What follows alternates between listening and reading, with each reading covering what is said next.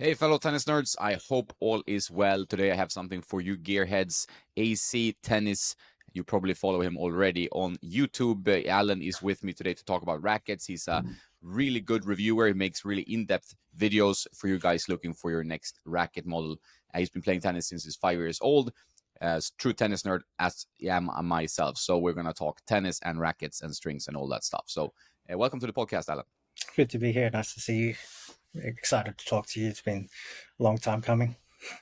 Yeah, it's a long time coming. Like it's you're in the same universe, but then it's like now with the podcast, it's easier to kind of cross paths and do collabs because you're in Australia, right? So it's quite it's quite far Yeah, to do any kind of hitting. yeah, yeah, exactly. That's I mean, you haven't been over to Australia yet, have you? never. I Yeah, it's on my bucket list. Like I want to go to the Australian Open, right? Do you ever go there or to watch? yeah. Mostly every year I'll go. Maybe my bias being Australian and all, but I feel like out of the four Grand Slams, it does seem to be the most exciting because what they do in Australia is that kind of like the whole country kind of stops for the Grand Slam. So everyone, even who aren't interested in tennis, they start paying attention, and then everyone, all eyes are on the players and stuff like that. So there's a lot of buzz and excitement, and then the local government and are spending a lot of money to like kind of ramp up the event and the activities and stuff every year. So it's not just like the tennis there, but they do a lot of things that kind of create a full form event that just make it fun for everyone who's not even typically a tennis fan.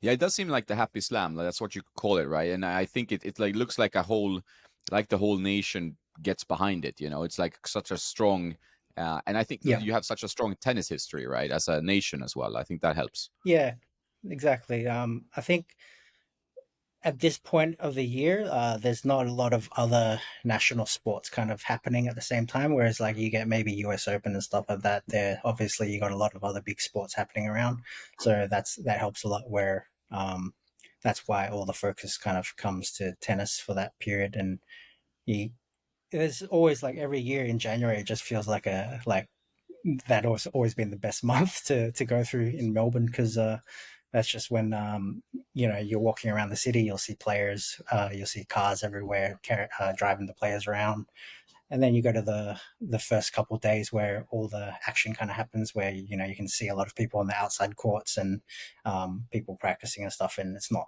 too expensive. Yeah, that's amazing, and it's also like the start of the tennis season, right? So I think that makes it so. I'm always after a whole off month, which is not a lot, maybe if you're thinking of how much the players travel and compete during Mm. the season, but after a whole month of no tennis to watch, no tennis to be excited about, the Australian Open rolls around, and then it's like a feast of tennis, and the tennis is back. The season starts again. I think it's just like a fitting tribute to the sport in a way. Yeah, I get surprised because like there are a lot of players that come down early in December. So probably midway through December, they spend New Year's in Australia to get prepared early, and then you got like previously we had like the Hopman Cup and stuff like that. Now you got I think it's the ATP Cup or United Cup, and those events kind of start early, and before you know it, like by the start of the new year, you already got a whole bunch of tournaments going on. So it's good to see. Like that's always like as a tennis fan, like the best best times of the year, pretty much. Yeah, it sounds amazing, and it's good to have your home slam. Like I here, of course. I mean, in Europe, you can pretty easily go to the French Open, Wimbledon, at least. You know, so you have that. I've only Yeah. been to those two. I haven't been to the U.S. Open, Australian Open, so I have to check it out. Do you ever travel for tennis? I mean, you did so far when you're in Australia. I don't really travel that much, to be honest. I would probably one slam, probably Wimbledon. I would like to go to sometime, but I know it's like the ticketing system and stuff is pretty old school and stuff. Is it still like that, or Yeah, you can queue yeah, right for hours. I think yeah, that's, or I yeah, guess like a whole day or something to get yeah? tickets. That's a bit Um, silly, right? In a way, but maybe I it's mean, tradition. I I mean, had a couple Wimbledon is tradition. friends. Yeah, I had a couple friends go to French Open this year. Oh, sorry, last year. Um, and then I think they wanted to go see. Nadal or Alcaraz or something like that, and uh, it was like Nadal pulled out of the last, um, you know, before that time period, and they kind of had pre-booked all their stuff to go ahead, and then by the time they got there, obviously, you can't see what you want to see. I think that's an issue in tennis in general. I mean, like it's the nature of individual sports. But if you go to the World Cup, you're gonna see your country play or your team play, right? But in tennis, it can be like, oh, he's injured. If you're a Berrettini fan, he hasn't played until like yesterday. He was playing a challenger Yeah, match, was yeah, streamed by the ATP Tour. So you're always like, hoping that your hero is healthy or you're injury free. And with Rafa lately, it's been always like one letdown after the other. Oh, he's gonna play Indian Wells, and then he's pulling out. But now hopefully the clay season will be fine, But it's tough with yeah. I mean, tennis. same with Raonic, eh? Like he played a couple matches, had to pull out midway through, and then was drew for Indian Wells as well, and then had to pull out, I think. So it's a bit unfortunate. Obviously, getting it there in age and all, but really tough to stay healthy. Like even myself, it's just like for many of the years when I started the channel, I was injured for a lot of it, and I was playing basically off one leg for the majority of the time. And then when one injury fixed, and then I had another injury and stuff like that, so it was just like a snowball of effect over time. So only in the last couple of years did I start to get like a little bit more healthier, and then you can kind of see in the videos that my movement kind of get a little bit better. I still have pretty crappy footwork in general, but uh, like it does feel good to be like just in general healthy again. Yeah, it's so important. Like the gym stuff and just playing tennis. Like I play quite a lot of tennis nowadays, but it's I need to have the gym in between because otherwise I'm gonna break down at some point. Like you feel your body. Like I told you before we went on that I played like 4 hours yesterday, or at least three and a half, and was back to back on two different surfaces, which is a sign of an idiot, right? Like you play on hard court and then you go to the clay because I have a clay tournament today, Yeah. and so it's like then you start feeling like stiff. So today I'm planning after this pretty early my time, so I'll go to the gym and do some work because otherwise, slowly, the body will start saying no, right? So, what's been your tennis like history? How much tennis do you play these days? For example, do you get out there like several days in a week? Yeah. I mean, for the most part, if you've seen my videos, you see my partner. I play with my girlfriend. We play a lot together. So usually we're playing roughly around 4 or 5 days a week. Not really going to the gym. I used to go to the gym a lot only at the time that I hadn't played tennis. Took a long pause for a while. Um, but then once I got kind of bored of that, I felt like a bit of, isolated in the gym too much. So once I picked tennis up again, it was a good way to get socially active as well. Um, so it kind of mixed both social and physical aspects, and that just made it more fun. So then once I picked it up again, it was I just haven't stopped, but I haven't joined the gym again to kind of fix all the ailments and stuff as well. Um, so at the moment, especially with all the rackets that I'm kind of just like screwing around with, like I try to get out more to have more sessions to have time for that. Otherwise, maybe I'd kind of keep it simple, maybe 3 days a week or so. How is the dynamic of hitting with your girlfriend? Like, do you have huge fights on the tennis court? It's like tricky to play tennis regularly.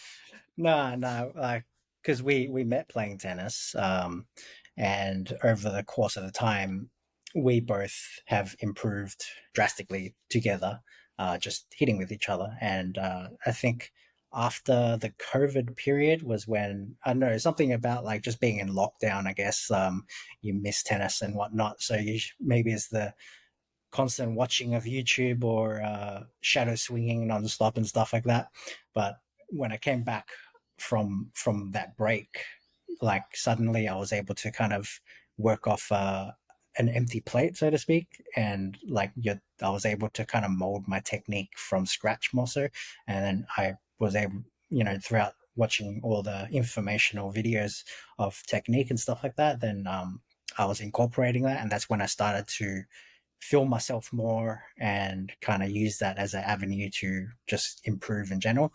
And then same thing with my girlfriend is that we were just kind of using that uh, process to get better in general. But the thing is like we don't really ever have kind of training sessions or so to say. We just want to hit because generally you don't want to be like spending a whole session doing like drills or something like that when we just want to have some fun. So like it will happen every so once in a while. Like we feel like the technique's breaking down a bit, so then we'll like kind of do some ball feeds and stuff like that. For the most part, we're just kind of casually hitting, having a practice set here and there. But if you see the transformation process, especially for her, it's been, especially the last 6 months, it's been very very good, like exponentially good. So pretty happy I with the think way things are going for her.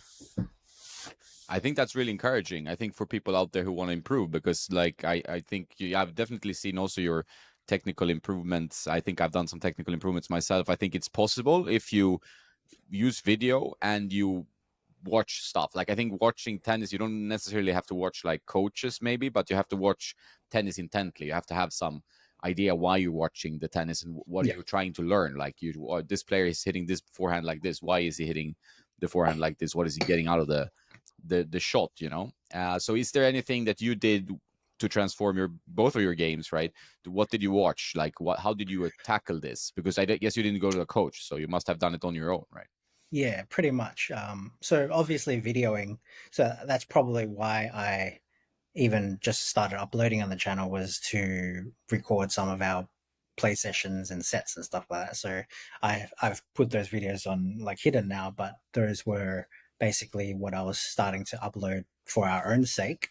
Um, and it was just a lot of like intuitive tennis and all that kind of stuff, like just using all the information, learning all that top tennis training, and just a culmination of all that information and then practicing with video footage, seeing the changes that you make, but also from a lot of experience from the gym when I used to go. I was heavily into powerlifting for that time period when I was starting the gym, and that was helping me create a lot of body and movement awareness, so that if I do make a technical change, I feel and understand what's going on. So it's not all blind. So I don't actually need the camera all the time to understand what I'm doing, because I have a lot of, I guess, what you call like mind muscle connection kind of thing. Um, that helped a lot. But then with my girlfriend, it was more so me watching her from afar, and then I was just trying to give as much instruction as I could. But obviously, it's like over time, I was getting more knowledgeable, but at the same time, I was working my way through becoming better as well. So then, kind of coaching her, but like it's it's tough because like you learn as you go along, and then you kind of like make adjustments continuously because you're learning more information, and then you're getting better, and then you're starting to understand things differently. So one instruction that you begin with starts to mold into a different instruction, but then it kind of becomes like racket testing to some degree, because it's just like trying new things all the time. And that's probably like with the racket testing.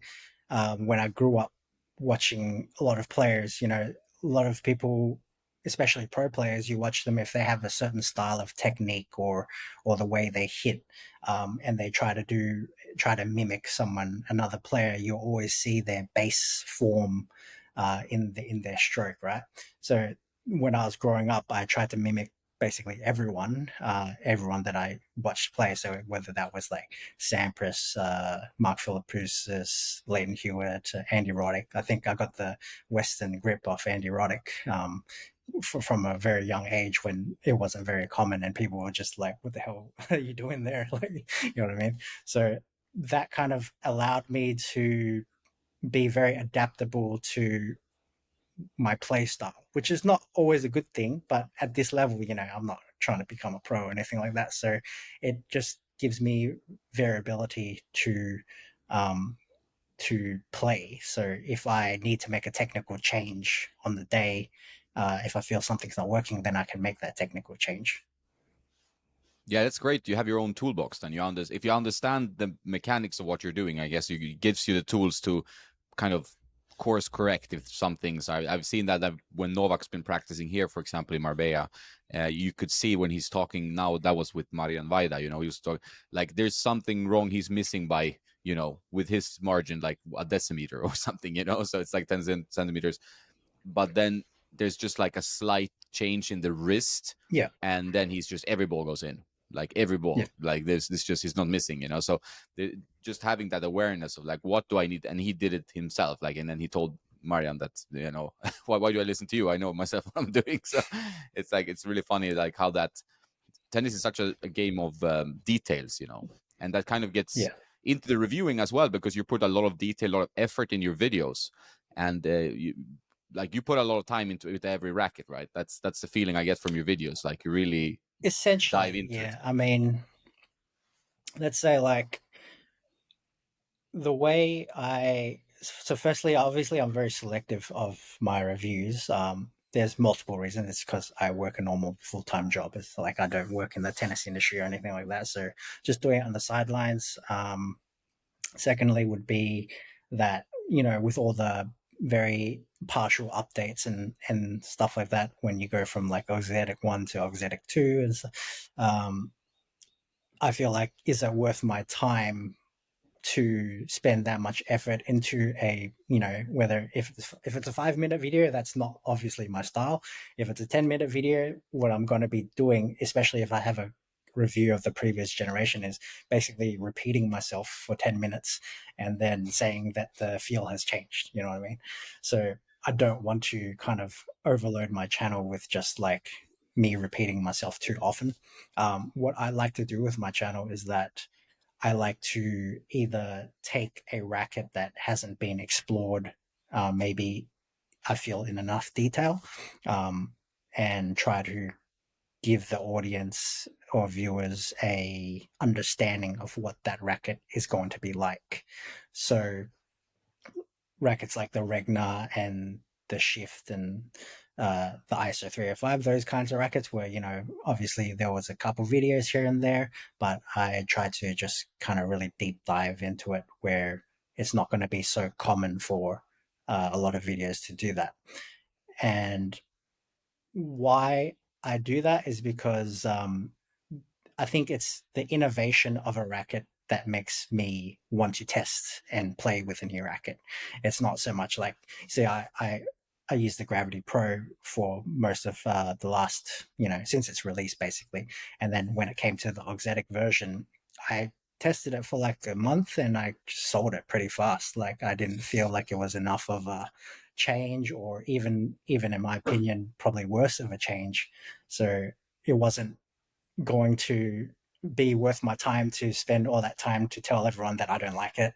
Like in that sense, although people might like to know that, but with the limited time that I have, I would try to be more selective in actually explaining things that I'm more passionate about. So because at the end of the day, I'm spending money, my own money, buying these rackets, um, and if something's not really interesting to me, then I'm not really going to have the intent or passion to make that video something good.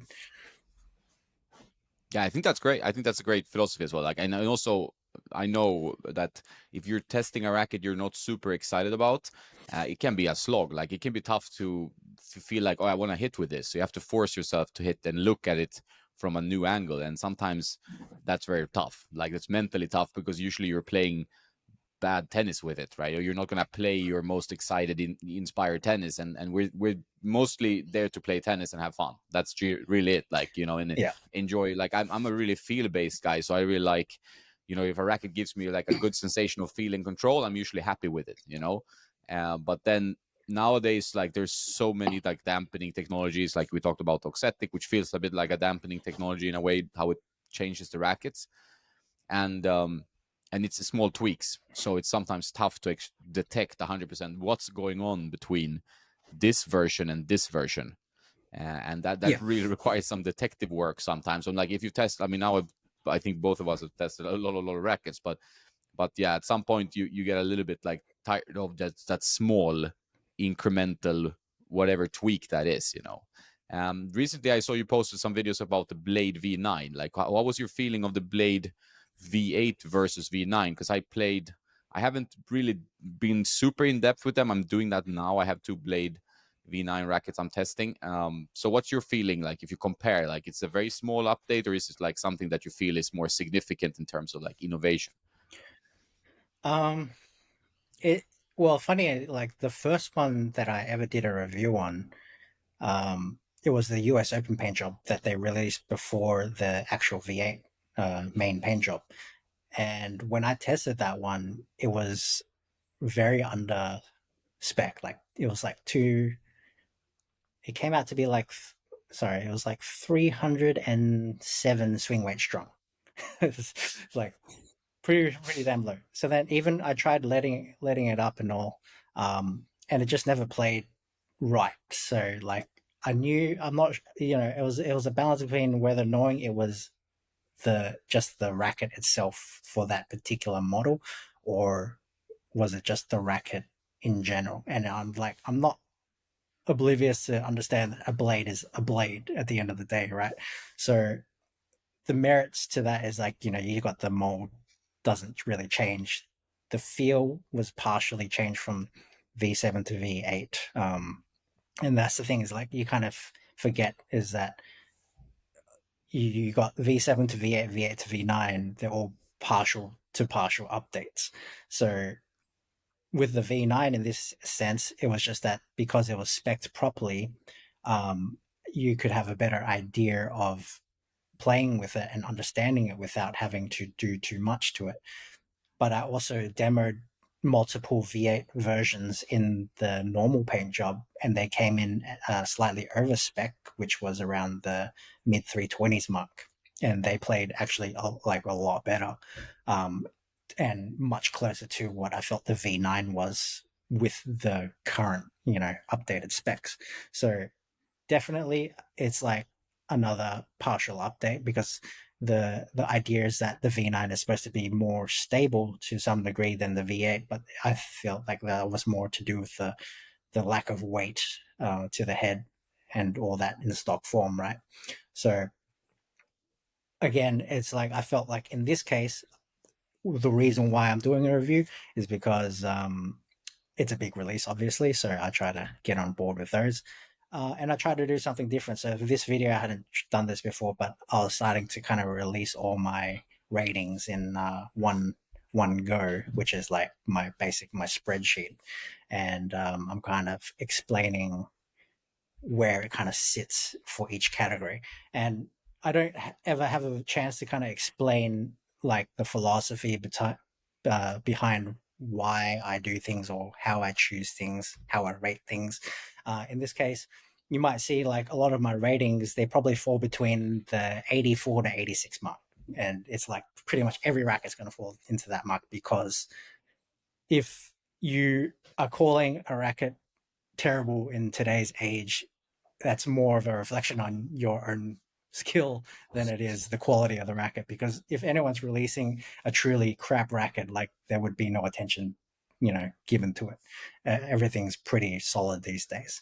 So, um, with my ratings, with the characteristics, the more important part is comparing each characteristic number to another one, where I try to be as objective as I can in a subjective topic.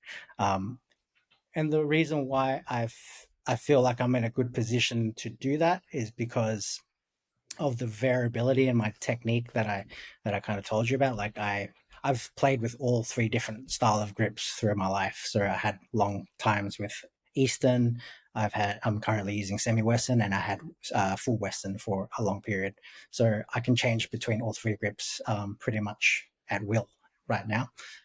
So that affects the amount of flat shots, spin shots that you can hit. So my purpose when testing a racket is that even though there are crap periods, I'm trying to adapt my technique until I figure it out. So if there are times where I don't feel like the racket's going the way I expect it to, I either modify the weight because I'm very sensitive to weight changes. I modify the strings or I modify my technique. And then I just keep doing a combination of those things until I feel like I get it right. And then in my review process, I'm trying to explain that finding to some degree. But the problem with reviews is that, obviously mine go for a very long time. So the balance between, okay, trying to be consumer friendly where you're not getting too technical, which I kind of probably overboard at the moment, and that especially with like 32-minute video for one one racket. It's not even really a comparison video. And then you got the balancing the technical aspects, which is the specs and all that stuff. I try to balance the technique aspect of game styles and play styles and what level it's kind of suited for. So I'm kind of basically juggling all that together when I write my review, and um, that's why they become so long because like I consider too many things, and then sometimes when I write my racket comparison videos, they go up to like 6,000, 7,000 words or something. I have to cut it down, and I'm like, I can't cut down anything more, but it's still super long. And to my surprise, there are people that are actually interested still in, even though it's super long, right? I think I could probably do better and be a bit more concise in that sense, but at the moment I'm kind of failing in that. So I think people like that though. I think people sometimes you can easily get into this mode of like you have to beastificate every video on YouTube. Like there has to be like boom boom cut, like drag you in. You have to deliver a promise that has to be delivered at the end of the video. You have to kind of like tease that in the beginning. There's so many rules like from Mr. Beast in the way he does videos. And I discussed this with Felix Mishker as well from Tennis Brothers, that he's doing that, trying to do that, and does it very well. Like people like it. yeah, But I think there's also like a part of YouTube. I mean, the world is full of people and different people. So some people just like a slower pace. They just want to have the more depth. They want to have just more of a talkative, slow paced video. So I think there's space for everyone. You need to do your own style. I think that's the important part. That's something I've learned in the process at least, and I think it's if you're gonna adapt yourself too much to please everyone, it's also tough. It's like YouTube is a grind that's true. anyway, right? It's quite a lot of work, so you need to have some fun while you're doing it as well. I think so. Yeah, uh, yeah. That's the thing. Is like I know probably with the current way I do things, I would lose a lot of the viewership from the more beginner stages to the people who, when you start talking about swing weight and all that kind of stuff, they have no idea of that. Um, if you look at my earlier reviews, I kind of did that, and they were probably had higher viewership to that degree. And then I think, I guess my own interest and passion kind of came out more in the more recent videos where I'm just explaining my thought process and experience through racket testing and all the all the kind of little things that I'm noticing over time. Because when I'm doing the testing, I have no real organized thought process. I never write anything down after a session. I don't note anything down. I'm literally just playing with it over and over again until I find it to become instinctual and comfortable.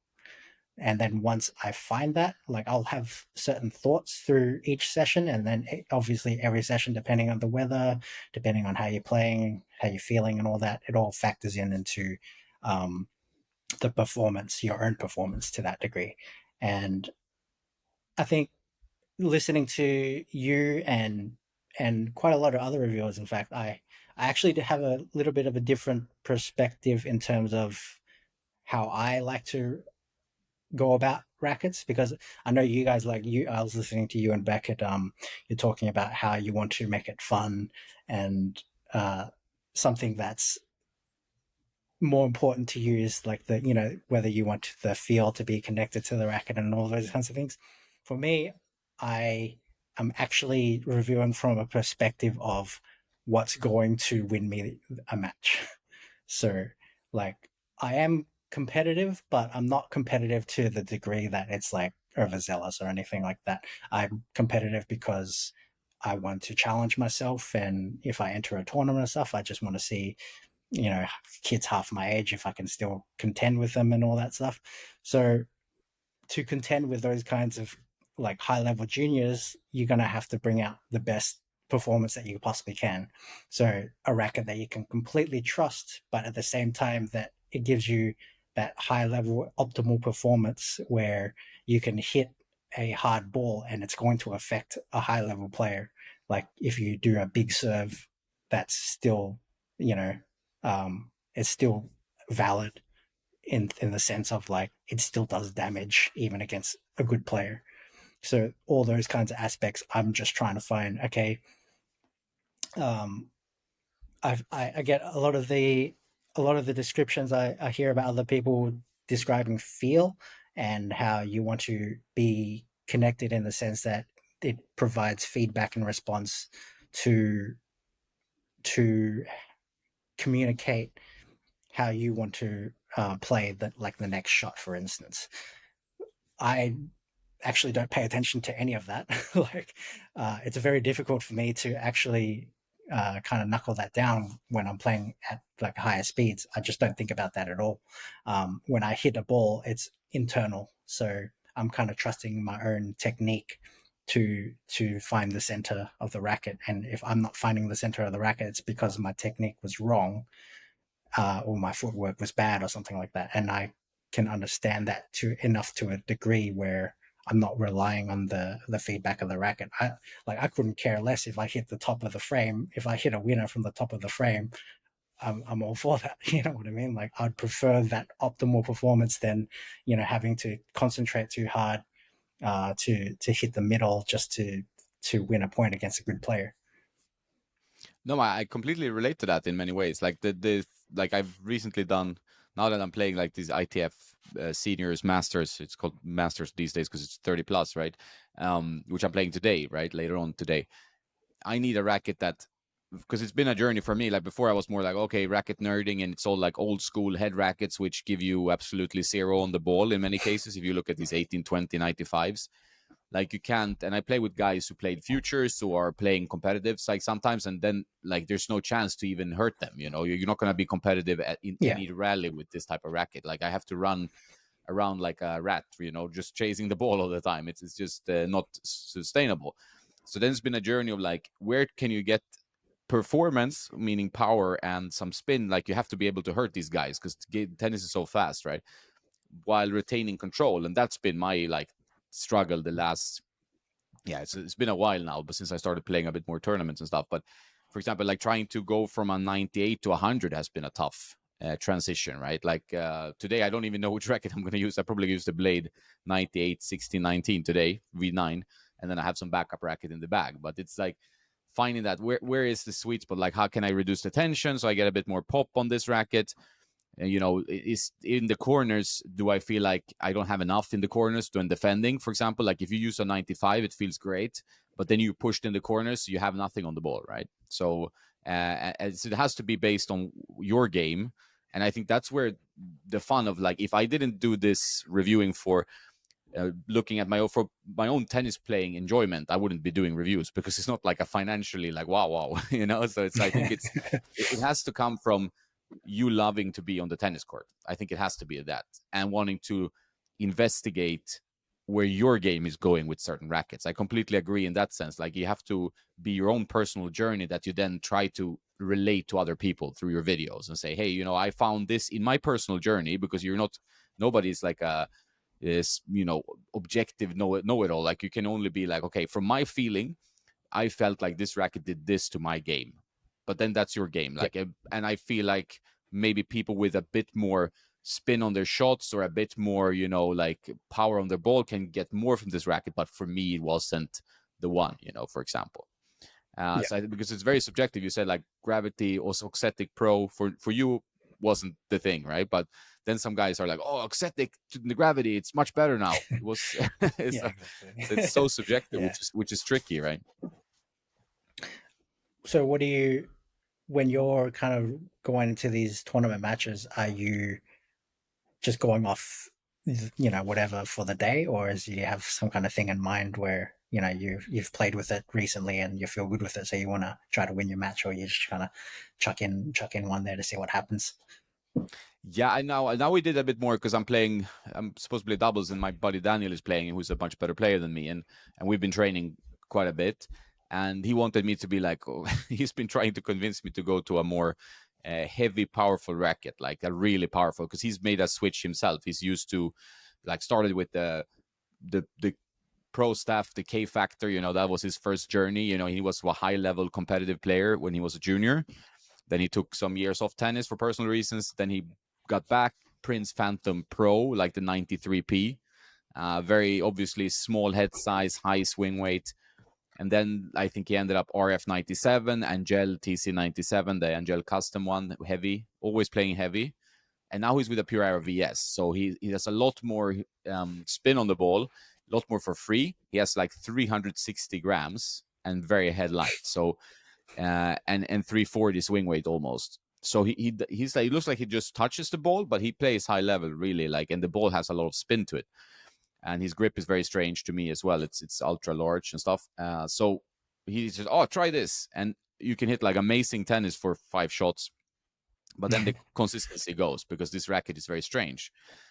So we've just been hitting. I've been bringing loads of rackets, just trying to say, okay, what's my journey here? What am I gonna play with?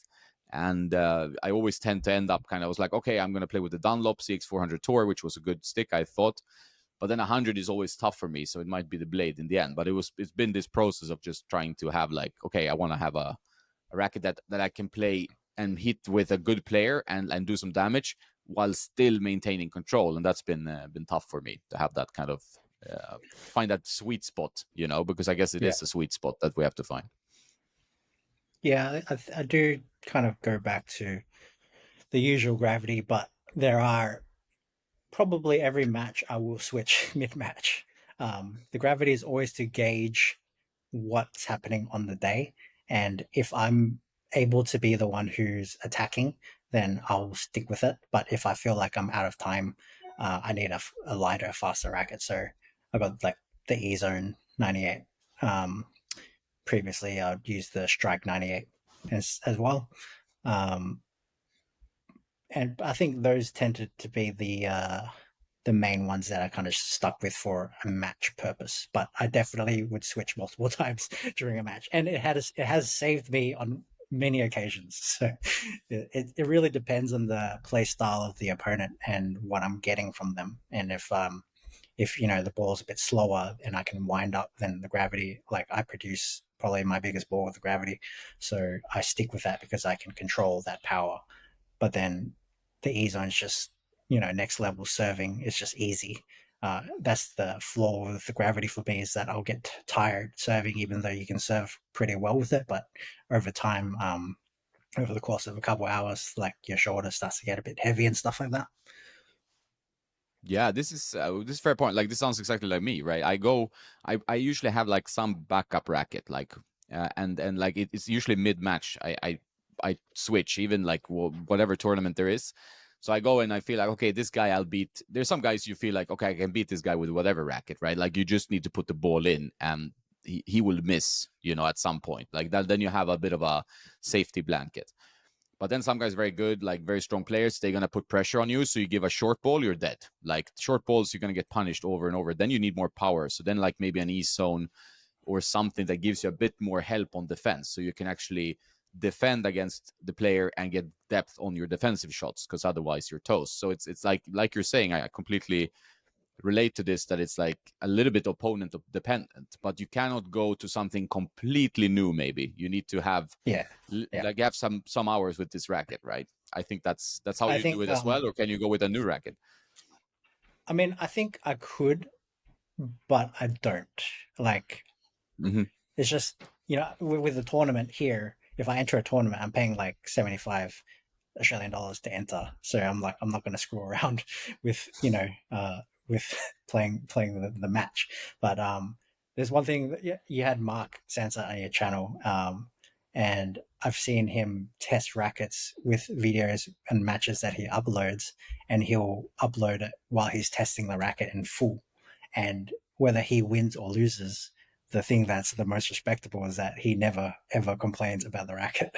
It's pretty damn impressive, to be honest, because you always have that problem of strict tension, or the swing weight's not high enough or something like that.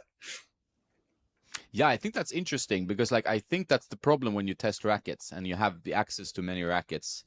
Um because like you it's so easy to in your head the even if you're smart enough or self-deprecating enough to know like okay, it's my footwork is off. I was mentally not feeling it. You know that there is something that your opponent could also be too good, but that's easier maybe to say like okay, if he's too good, it's too good. It's quite easy to see that, some people don't realize, but for me it's generally quite easy to see if a guy is too good. But it's very easy because you have all the access. You have maybe 6 rackets in your bag. You know what's happening, so it's so easy to be like, oh, I should have restrung this. Why didn't I use 4G, or why all these things, and becomes like it takes energy because it's you can lose points where you'll be like looking at the racket, but it's not the racket. Instinctively Yeah, it's for not, sure, but it's so for easy to sure. get there. The funny thing was, like, because I test so many rackets, I've only ever bought one backup of a racket that I use. So I've always had, different rackets in my bag, and if I break a string with my main racket, I don't have a backup. So the gravity is the gravity is the only one that I decided to buy, but I didn't buy this. I waited till the next, paint job. That's why I bought it. Yeah, that's probably. I mean, having backups. I've had that in matches where I'm like broken string with a racket I'm playing my best with, and I then have to switch to another racket because I didn't have Mm. only one of that one. I was like, oh my god, this cannot happen. I don't remember how that result was, but probably not great. I don't know, but it's an interesting thing because like when I talked to Henrik, my fellow playtester in Sweden, he's like he used to be a guy who okay, I like this racket. I buy 4. And then he has 4 of that. Then he sells the rest of the rackets he has. And he has like 4 of this racket. Then like 3 months passes or one month. And it's like, oh no, I can't. I have to sell. So you see, like for the for sale sites in Sweden, you go like, oh, I see on Blocket, for example, where it's one of for sale sites that now Henrik is selling his frames again. He has found a new love in his life. So it's funny. How Yeah. much like do you struggle with that? Like if you lose a match and you play a competition, do you blame the rackets usually, or do you like gonna play with a different racket the next match? How difficult is that to do mentally? I I think I'm actually really good with matches, because I can separate myself from the result. So my goal when playing a match, especially if I know I'm playing someone higher level or at least the same level, is that I just want to see how I can contend. And if I can contend to a point where I'm happy that, like, that I've proven to myself that I can hang with someone, especially of someone of a higher level, get a few games, maybe even squeak out a set, um, then I'm very happy with the general process and the result. And once I lose a match, I am able to cut off an emotion immediately. Um, Even within, like, I actually get more frustrated in practice than I do in matches. So when it comes to an actual match, I'm actually dead silent. I'm just straight up like poker face the whole time. You will barely hear a peep from me. And I just kind of use that, I guess, stoic kind of nature to maintain focus and concentration. I think it came from when I was young. I used to see a lot of, junior kids, um, throw temper tantrums at tournaments and stuff like that. And it was just kind of like embarrassing to watch. So I'm like, I don't want to be like that guy, because you have all the parents watching and stuff, and even sometimes the parents getting involved and arguing and all that stuff. And I just remember from a young age, I used to play one of my rivals at that time, and one of the compliments that I got was from his mum saying, "Oh, like why aren't you more like him? He's like very calm and never throws his racket and stuff like that." So I just kind of like I remembered that as a reference point, and I just kind of stuck with that the whole time. So whenever I go to play any kind of more important type of match, I maintain that kind of composure for the most part, and I haven't steered away from it since. I think that's probably my strongest quality to that degree. Even, if I'm getting smashed like 5 love, 6 love, there was a Australian rank top 100 that I had to verse, and I could barely get to 40 within a game. You know what I mean? And it was just like, yeah, you just accept the loss because they put in so much more time and effort. They have more talent and stuff like that. So you just kind of like accept what it is. Yeah, it's not so hard. I mean, like I played a guy was ranked like top. Yeah, he's been higher ranked, but it's like 800 whatever in an open here, and I was just completely smashed. As well. I was struggled to get the juice, and it was like there's nothing to say. And you're like, for me, it's like, okay, it's fun. I got to play this guy. I have nothing to say. I couldn't do anything. I'm too.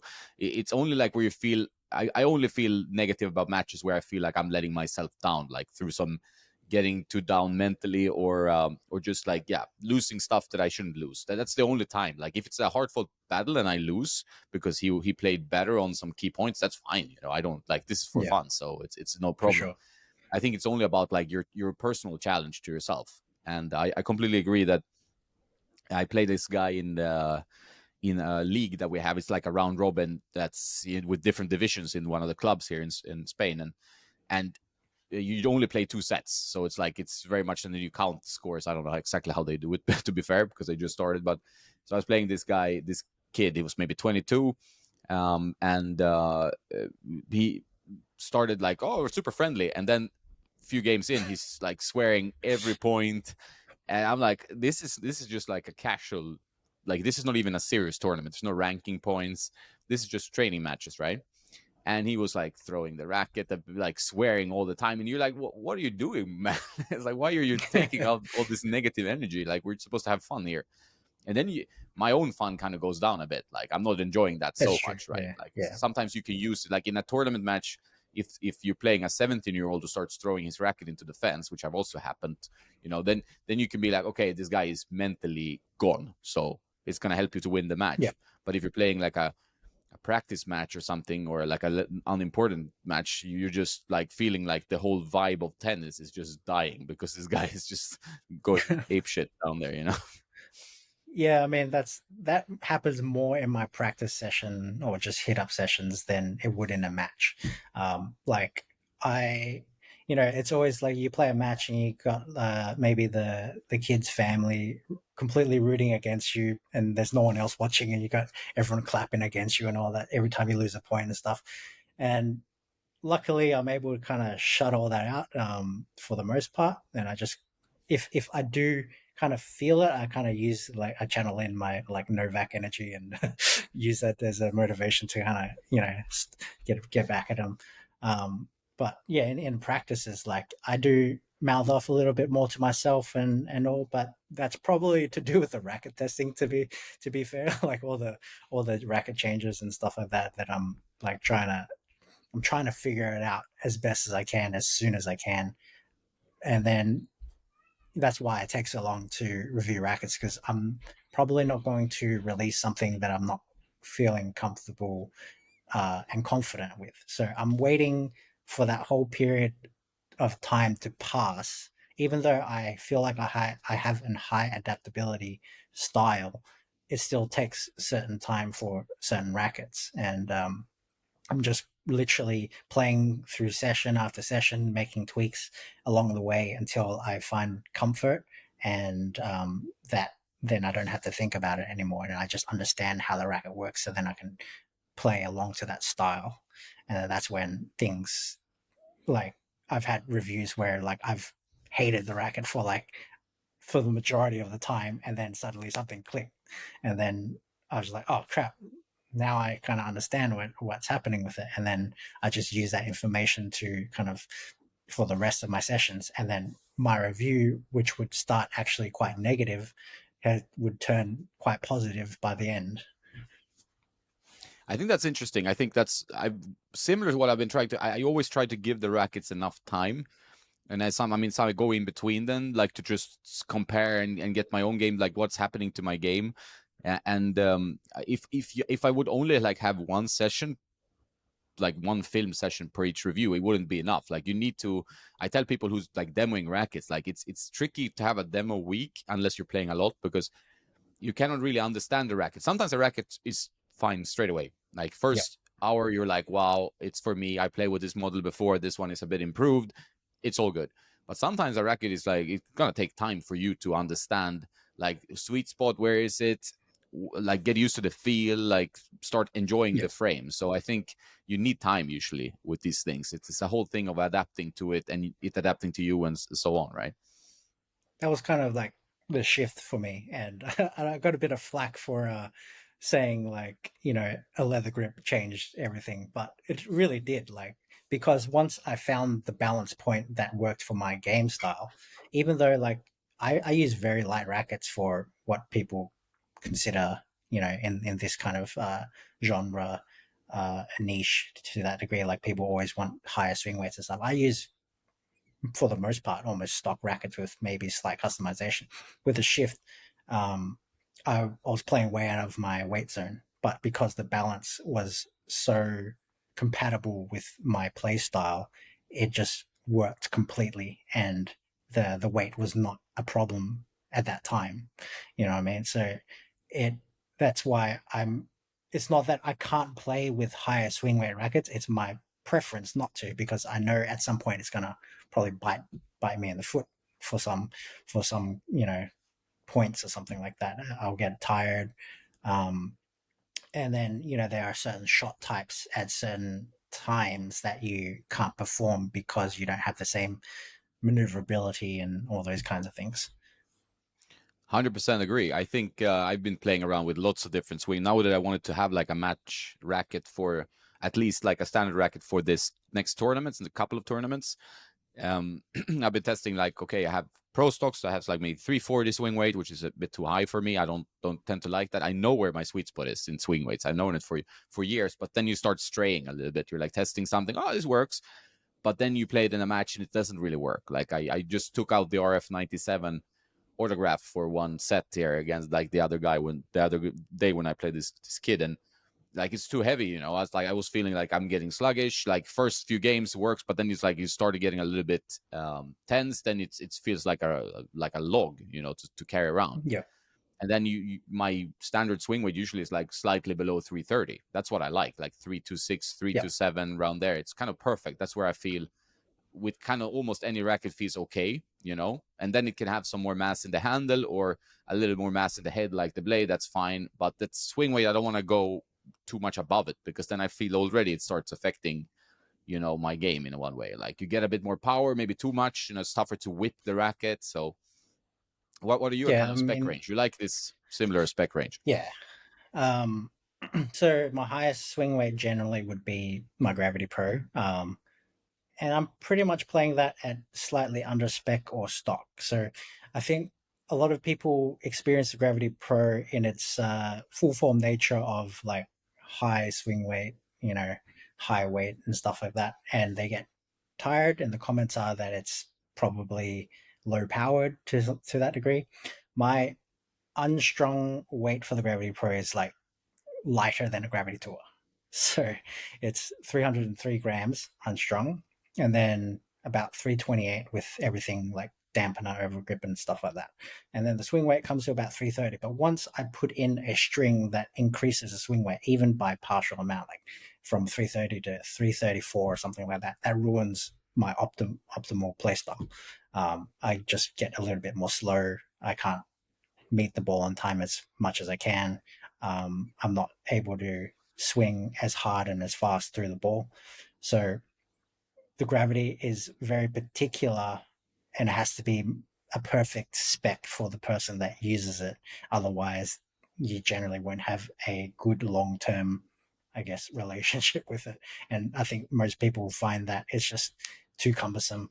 So they give up on it. But because when I first tested it, I tested it with a thin gauge, and that brought the swing weight into my sweet spot zone. And then from like literally that day, I haven't switched with all these rackets that I've played over the years. Like I feel like I'm still pretty keen on the gravity at the moment, although the Technofiber ISO 305 was a very considerable switch. The only problem for me was the palette.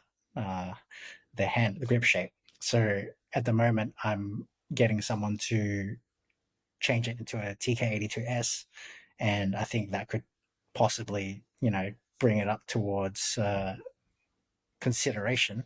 And I've also done that with my EZO 98 as well. I've changed it into a TK82S. So it's those small things that, can be a game changer in terms of just how you comfortable you feel with the racket.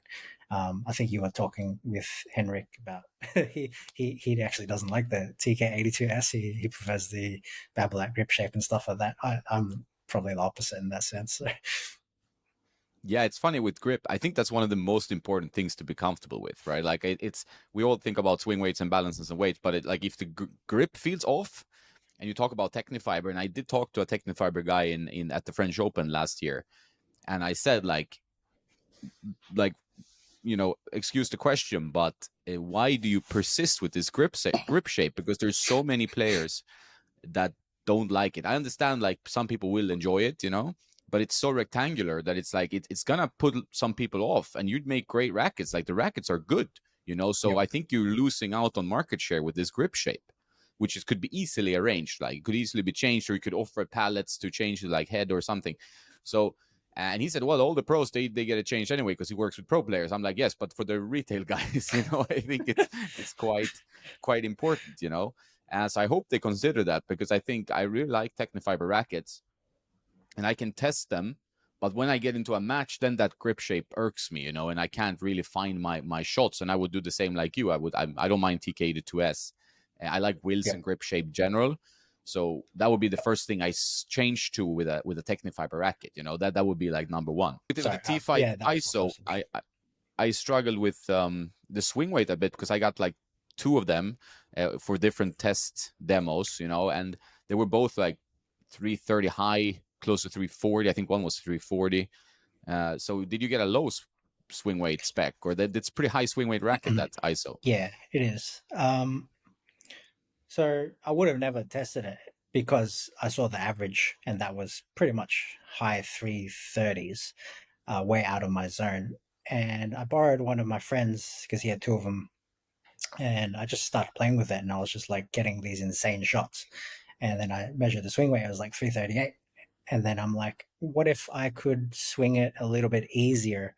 Would it make much of a difference? So when I went to buy my own one, I bought one under spec about 330. Um, the one thing that I found is it probably lost some of its stability even at 330. I was saying in my video that I felt like it was made for the specs that it came in as a default.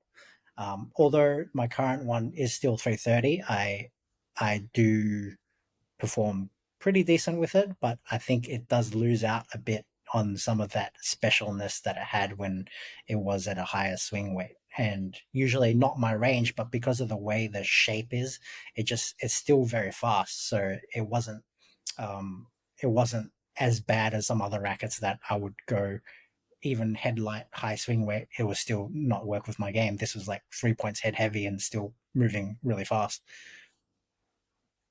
Yeah, it's a good racket. Like I liked it too. It's just like over time, I think I struggled too much with the swing weight, but otherwise, it's a very good racket.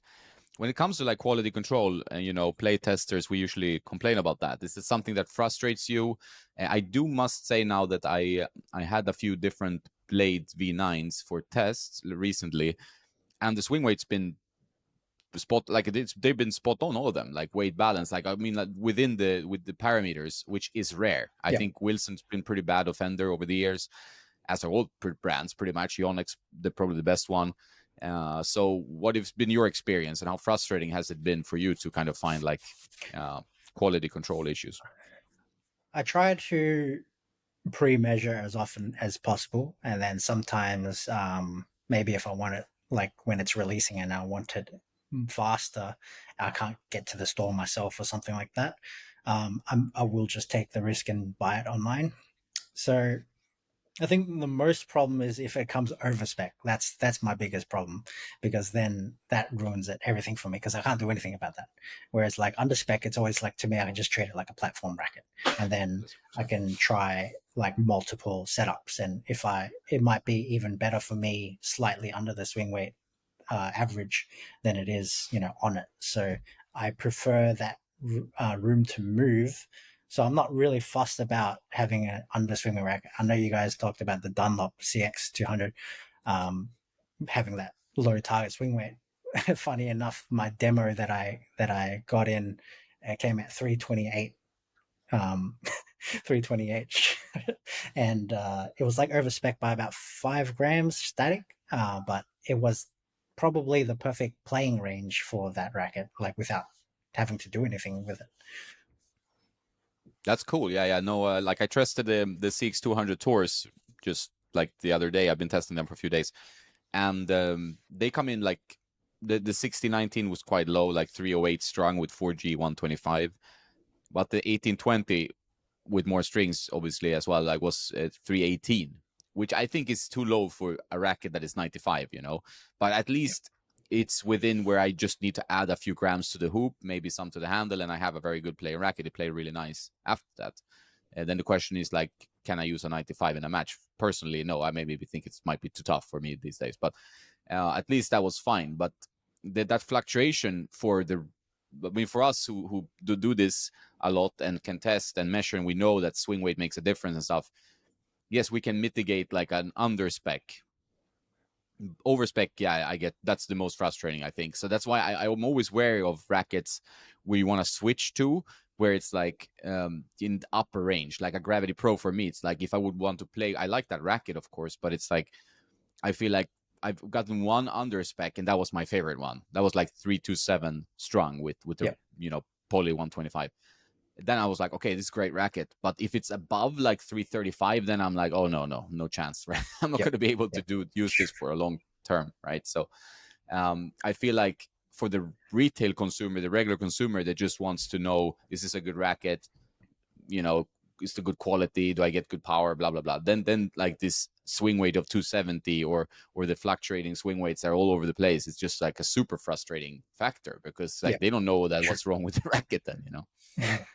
That's the purpose of why I go through so many customization options, is because let's say if I do get an under spec, I spec it up to what I find is a reasonable range of what you would expect. So then I can try to test it and explain what it feels like in its purposeful, intentful range. And then the other options are there for like my preference and my testing. So maybe I felt maybe it could be a bit lighter, it could be a bit heavier, those kinds of things.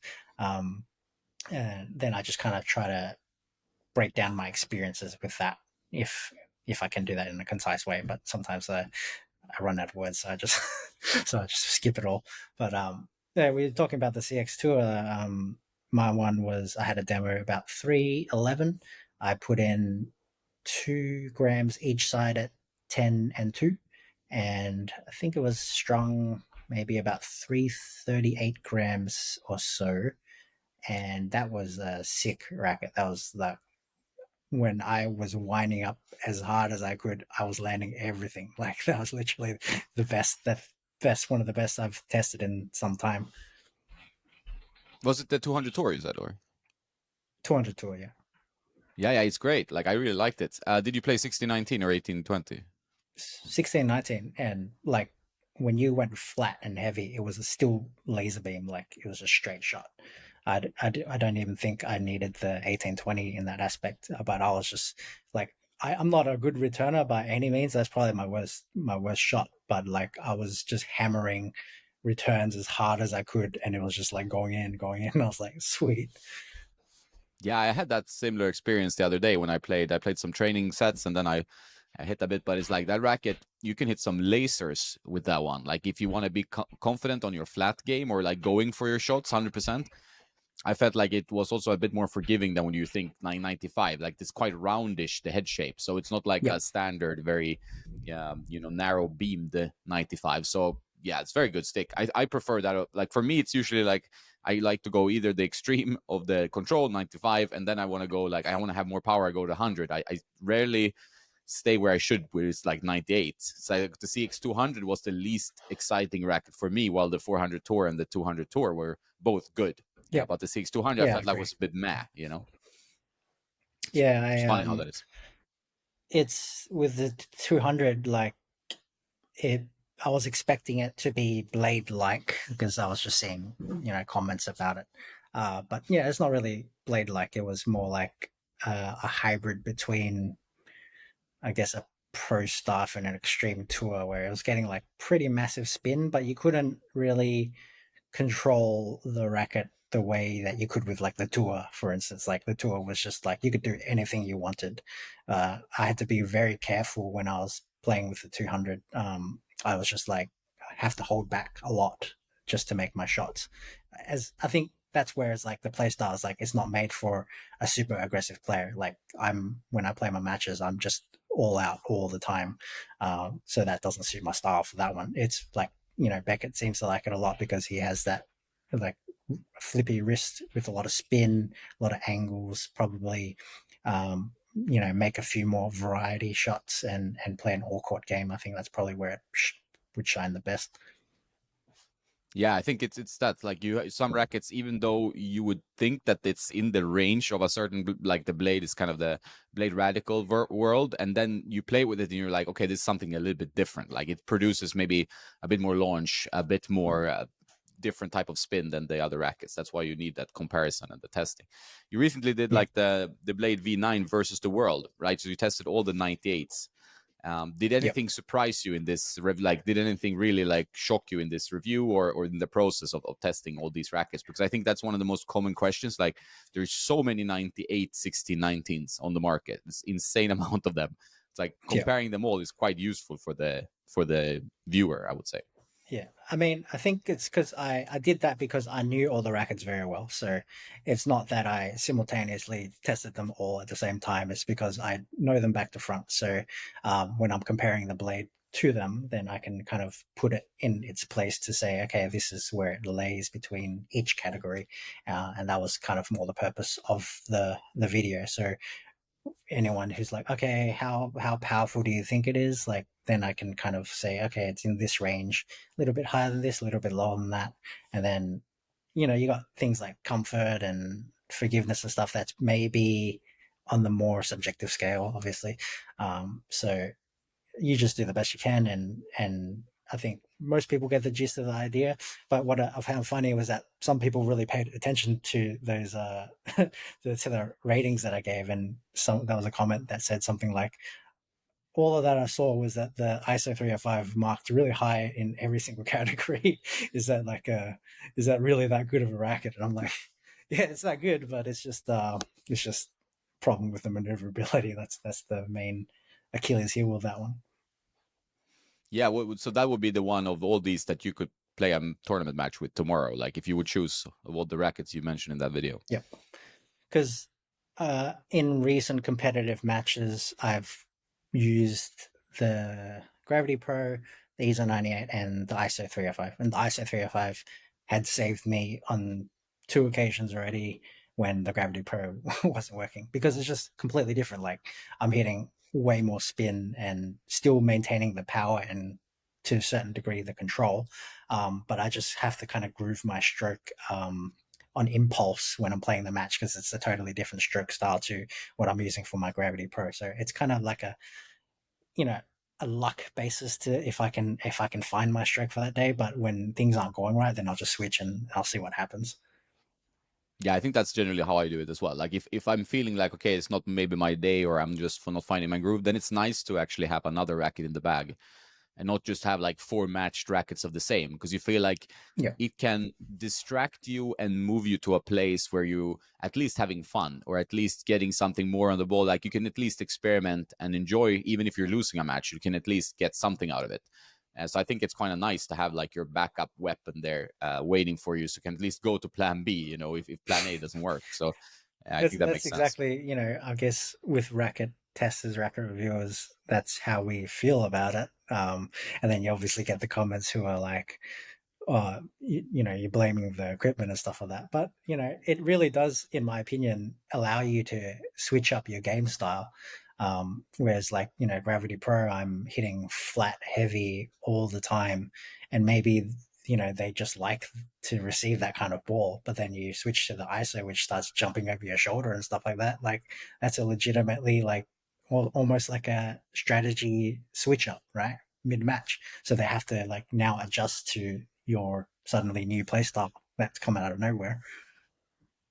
Yeah, I played a match an ITF Masters last year, I think it was, and I started with the shift. We talked about the shift before, which is an old racket. Like it's a good racket, but it has some characteristics that are quite unique, in the way it looks and then translates that to the ball as well, right? So I started with that. I was playing well with that. Couldn't play within the match. Lost first at like 6-2, and I switched to like my Radical MP at the time, and then I like won that set pretty comfortably. And the guy just afterwards like, well, you play like a completely different player the second set when you play with that racket. I'm like, yeah, but that's what happens. Like if you don't, like with one racket, you need to adjust a bit, or you hold back, or you push harder. Like if you use a 6-200 tour, you need to go on every shot. Like you can't push the Yeah, ball; it's impossible. If you push the ball, you have nothing.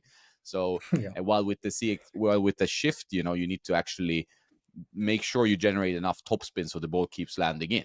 So you need to adjust your swing speed with the mm. racket, and that can bring a different style of tennis to the day. Which is I think fascinating with the whole thing of testing rackets. Yeah.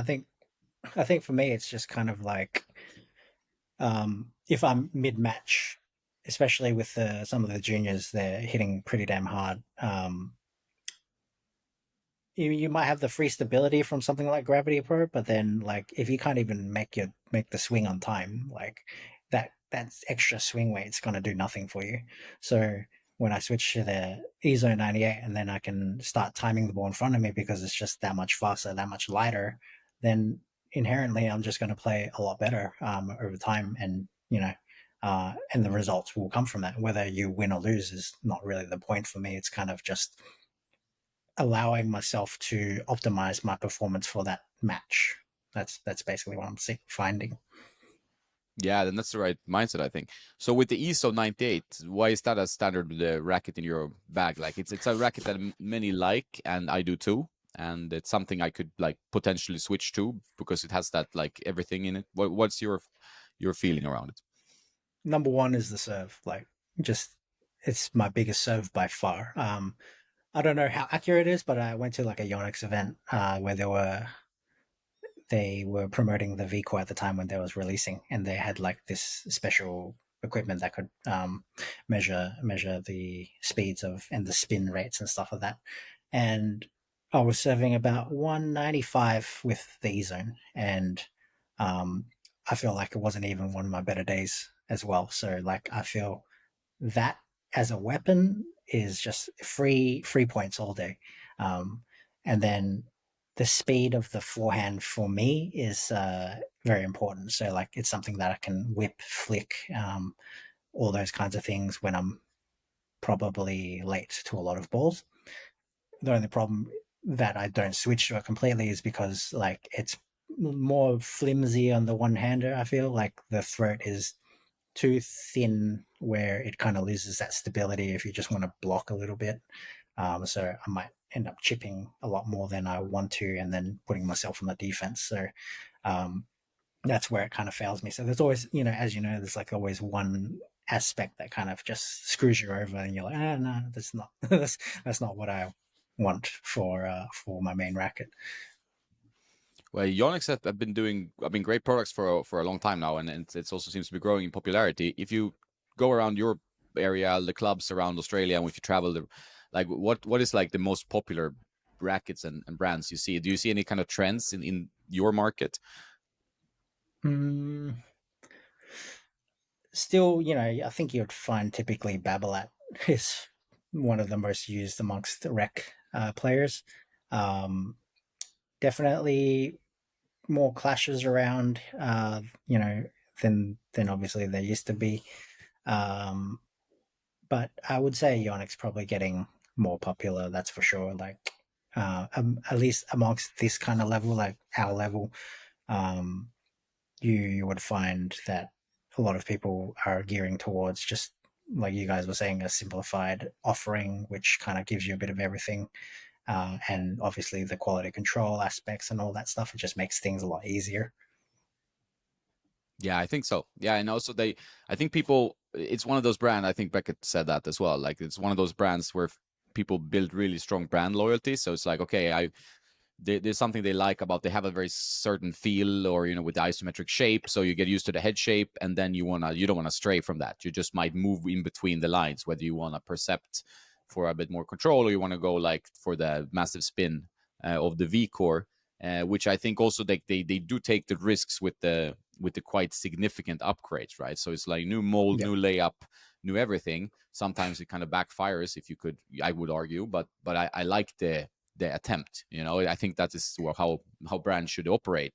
I can also understand why you want to make, like, you have something you think works, customers like it, but you want to bring out a new update, but then you feel like sometimes the price point of double the now discounted old model is not really worth it then to get a new one. that's true. Yeah, I think if I'm doing a review, I'm kind of, for the most part, especially with partial updates, I'm more so recommending the previous generation because it's just going to save you a lot of money if you want to buy two. In that case, as you're trying to play more competitive matches or tournaments and stuff like that, then for sure, like that's the avenue that you kind of want to take because it's going to be, especially if you don't test a lot of rackets, you're not going to really know and feel the difference to that degree that like we kind of just like really trying to pay attention to, and that's particularly why I don't do those videos, is because like that partial change is like most people would just be like, what the hell are you talking about? Like it's the same crap. Yeah, it's true. So how sensitive are you when it comes to like cosmetics and stuff like that? Are you a guy who will be like, oh, I can't use this racket, it's yellow, or something different? um, when I before I got into like full racket testing, I was actually buying purely off the paint job, and one mistake that I made was I saw the new Strike Project 17 at the time, and I was like, oh, Dominic Team, like, awesome paint job. So I went to buy it from the shelf almost immediately. And without even knowing, I had picked the 100 instead of the 98. So I was stuck with the 100 for the longest time. I didn't even know that I was playing with the, like, not his version that he was endorsing. And I just thought, oh, this is a nice looking paint job. But I selected the wrong one until later I found out. And I was like, oh, crap. um, at this point, there's a balance. There's like, as long as it's not like super insanely bad. Like I don't even like the Gravity Pro initial paint jobs that much. I feel like the Exotic one is probably the better one, if anything. But like I do play my best with the original. So in that case, that's acceptable enough to be like, okay, yeah, I'll accept that for this time. What do you think of the new? Did you try the new booms? Like quite aggressive in cosmetics. Um, yeah, I mean, I saw your video and I was like, oh crap, I got another one to that I got to test now. Classic. Yeah. I got so many that like are on back hold right like at the moment, so I'm kind of waiting to maybe get to that eventually because there is some interest. I have a pro stock version, um, but it's like extended length, so it obviously changes the way it plays and stuff like that. And then when I demoed the original boom, they had dead strings in it, and it was giving me immediate wrist problems. So I was just like, I'm not even going to touch that because I have very sensitive wrist from previous tears and stuff like that, and that's why when I do the videos and I do the string setups and stuff, the reason for that is because I'm testing the comfort levels and I'm testing string sensitivity to the frame. So if the frame's going to play pretty well with a crappy string or a mediocre string, then obviously it's doing pretty well there. But probably the comfort is the more important factor. So if a racket is like, for instance, the Strike 100, the 1620, the new one, it's got 61 RA stiffness. I was putting in a bit of stiffer poly in, and that was still wrecking my arm, even at 61 RA. So once I changed the whole setup completely to do something that I would normally do, which is poly hybrid with maybe Ghost Wire or Link's Touch, then it started to feel really good. But like with the Gravity, I could put in a pretty stiff poly and still play pretty comfortable.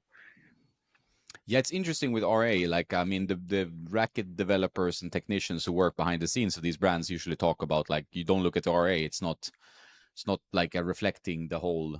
picture, but it's one of the few things we can look at. Like that's one of the few things they actually reveal in the specs, unless you have like some really advanced machinery. So that's what people look at, and there's something that can be made, like usually like low 60 RA frames are kind of more comfortable than the higher stiffness. That's generally something I've experienced. But then obviously you have dampening technology, you have the stiffness being more centered around a certain spot in the racket. You have more weight distribution in the throat, which like for the East Zone Tour, for example, was a problem for the previous gen for me. And I also Carew, I talked to him, he couldn't find comfort in that because it was too throat heavy. So Yep. and I also noticed, like with the Pure Strike, like you see the 61 stiffness, and I've been testing it more and more with different strings, the Pure Strike 100, 1620, and I also feel like it's not a comfortable racket. I wouldn't say that at all. I'm not very arm sensitive anymore, but I felt like, yeah, there's some sensitivity coming after a session of that, Yep. So It I'm can not be very super hollow. keen on. Exactly, it feels hollow and pretty firm, Mm. and I'm not super keen on just experimenting with rackets that give me that sensation straight away, because then I'm like, okay, if I'm going to play tournaments with this stuff, it's not going to be good because I'm going to have that in the back of my Yep. head. I rather have like a control frame and lower tension, and then try to get some power from that, like or bump up the swing weight slightly at least. Yeah, I mean, for me recently, so you guys were talking about like the the ball problems and stuff like that.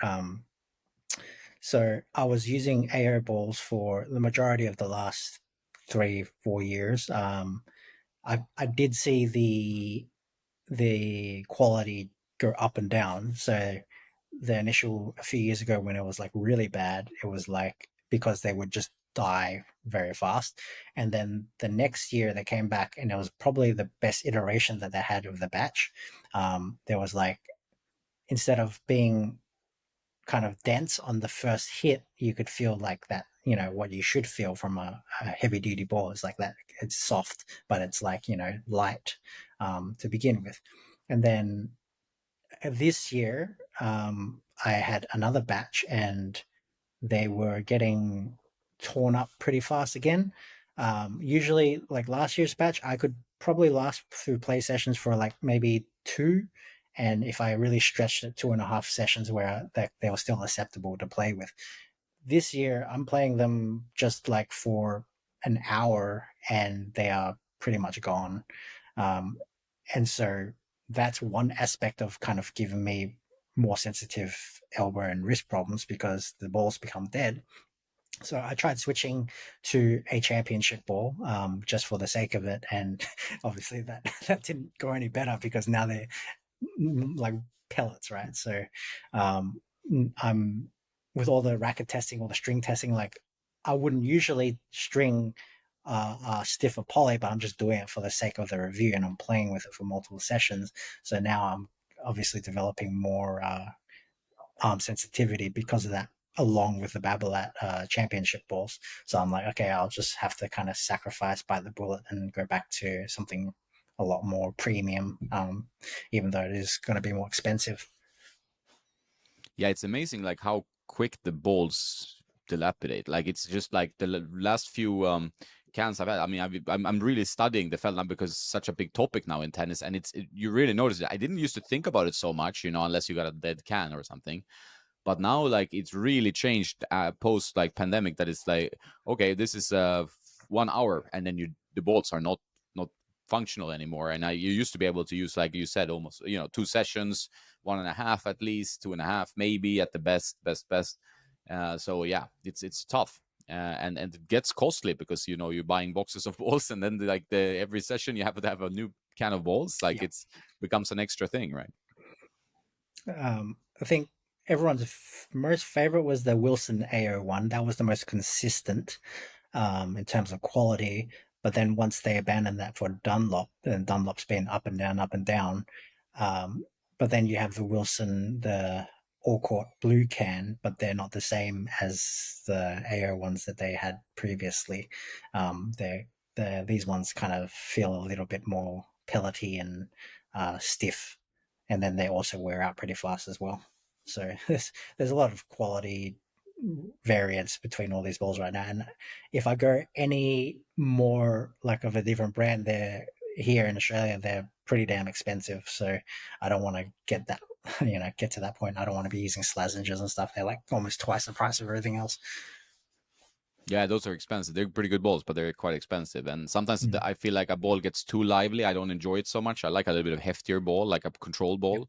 But then the quality is then like if they play nicely straight out of the can. Usually they dead after quite quick. That's true. It's like 2 hours. So it's a rough one.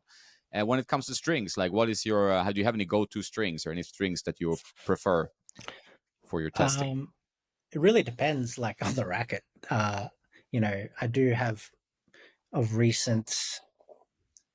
I was using Tier One Firewire Boost, which was probably I guess, my favorite setup, which is the Firewire is a triangular, pretty firm string on the main, and then Ghostwire is a very soft cross poly.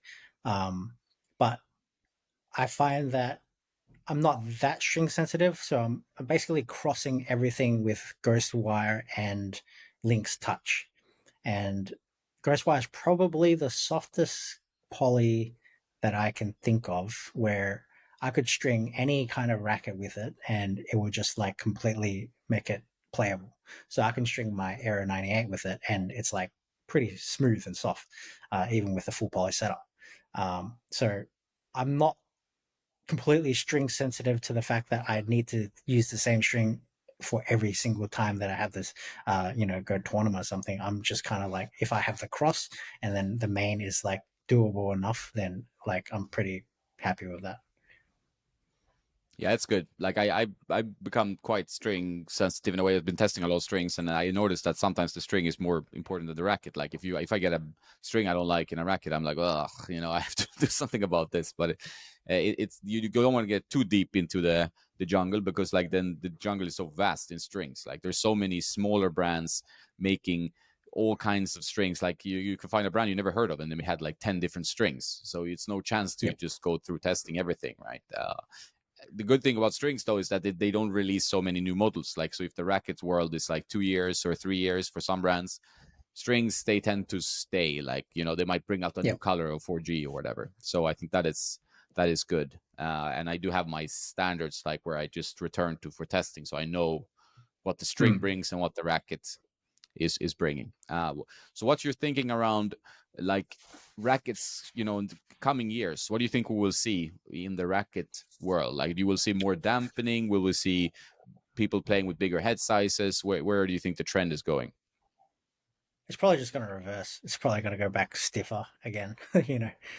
People would like want to, because you see, okay, Sinner, how hard he hits and stuff like that. You want to be like Sinner, you gotta use this racket, this stiff ass racket, get that kind of power. Speaking of which, like his frame, because I got his personal frame, is like, it is so weird. Like I hit with it like once, since I got it, and it is like a complete springboard, like soft but like a super springboard. It just makes no sense. Like I know it's based off the touch model, but I never find that like they are playing that identical. It's probably because they got whether they got resin or epoxy or silicone in the handle or something like that. But I'm trying to hit with it, and it's just a complete trampoline. I'm like, how the hell do you control this? And I'm like, okay, maybe that's why you're stringing at 60. But it was the same as Marin Cilic's racket. I had a hit with his, and that was just like total trampoline. Like, could not keep a ball in with spin. Like, you have to hit pure flat on every stroke to control that racket. And if you didn't, like, it would literally hit the fence. And those, like, I had the same feeling for both their rackets, and it's just like very strange. I'm not sure if it was the strings that I strung them with, but for the most part, I don't think I would expect a fresh string job to kind of behave like that. You know what I mean? No, I've noticed that. Like, I'm having tested like quite a few pro player frames over the years. They're so tailored towards the player usually. Like, I think people who think like, oh, if I could take Novak's frame, I'll play much better. Like, no, there's it's not working like that. These guys have found a racket that they grooved their whole game around for years and years and millions of shots and lots of matches. And for them to change a racket is a huge ordeal. Like, we can go in the middle of a match and like, okay, I'll play with the Extreme Tour today, or whatever. But for them, they're like, oh, this is my whole muscle, my extension of my arm, And if you pick it up, might be like completely strange. Swing weight, balance, everything feels off. Like even if you've tested Yeah. hundreds of rackets, you're like, well, how does he use this racket? And Yeah. then the sweet spot usually in the pro player frames I've tried and have is like usually feels smaller, and it has a weird trajectory from the string. So there's a lot of things that it's not necessarily better. It just feels very, very different and just tailored to that guy. It's probably the same with Sinner. I haven't tried his frame, but I could imagine that result, right? Yeah, it's just super strange. It's got like, like the touch is probably I think around 61, 62 RA, and as soon as the first ball hit with center racket, it feels like a 57, 58, like just like totally different.